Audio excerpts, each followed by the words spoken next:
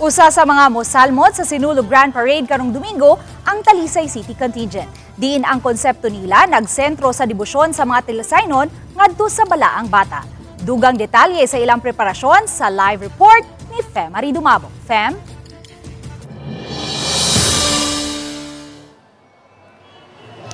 Maitipik sa kasayuran nga gibutyag sa Talisay City Tourism Officer nga nag-anaagihapon sila sa sinulog base category ug nga nagtuyok sa makapa-inspire nga istorya sa kabag-uhan tungod sa grabing pagtuo og pangaliya sa Senyor Santo Niño. Niadto pa lang Nobyembre sa niaging tuig, nagsugod na sila sa ilang dance practice. Gipaybaw ni Mickey Aznar ang Talisay City Tourism Officer og nagdumala sa Talisay City Contingent nga voluntaryo gyud ang pagsalmo sa dulan 500 ka mga dancers ug propsmen alang sa Sinulog Grand Parade. Sagad kanila mga high school ug college students nga mga Talisaynon. Giulagway ni Aznar nga nisakripisyo gyud ang mga dancers ug propsmen diha sa ilang pag-ensayo kay usahay mamulaw sila ilabi na nga padayon usab kini sila sa ilang pagtungha. Dugang pa ang mga misalmot, mga deboto usab sa Batang Jesus o giisip na nila kining halad ngadto kaniya. It delves into the miracle of Santo Niño towards persons or people nga tungod niya diha gyud ta mausab kung malamdagan kaniya. Unsa ka powerful ang balaang bata nga mausab gyud niya ang isa ka tawo kung moduol diha kaniya. Si Aznar, deboto usab kaayo sa balaang bata, ang nipadayag nga diha sa pagsalig ug pangaliya sa balaang bata, nagpakita nga way gipili gyud nga kasarian ug estado sa kinabuhi. Kay siya nga usa ka transgender ni angkon nga daghang milagro ng iyang nasinati, pinaagi sa tabang sa balaang bata.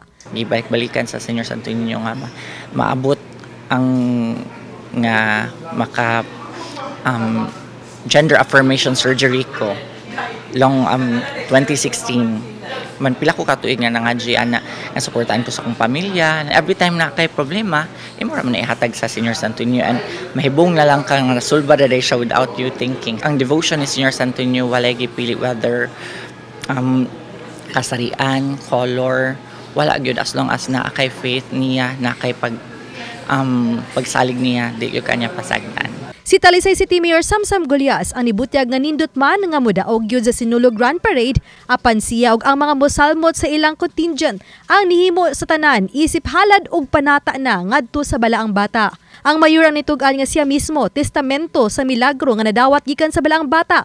Human nga ilang mga anak sa iyang asawa, Kongresista Ria Golias, ang pinangayo sa Senyor Santo Niño. Prayer answered man gyud ang amuang family, gihatag man ni Santo Niño.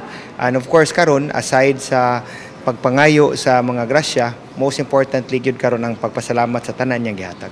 The most important thing about Sinulog is of course halad ni Senyor Santo Niño, and I think that's the number one part why people are taking, the number one reason why our dancers are taking part in the Sinulog. Halad ni Senyor Santo Niño. Sa pagkakaroon, kapin sa 2 milyones pesos na ang nagasto sa kagamhanan alang sa ilang pagpangandam sa Sinulog Grand Parade, kaysa props pa lang milyones na ang gasto.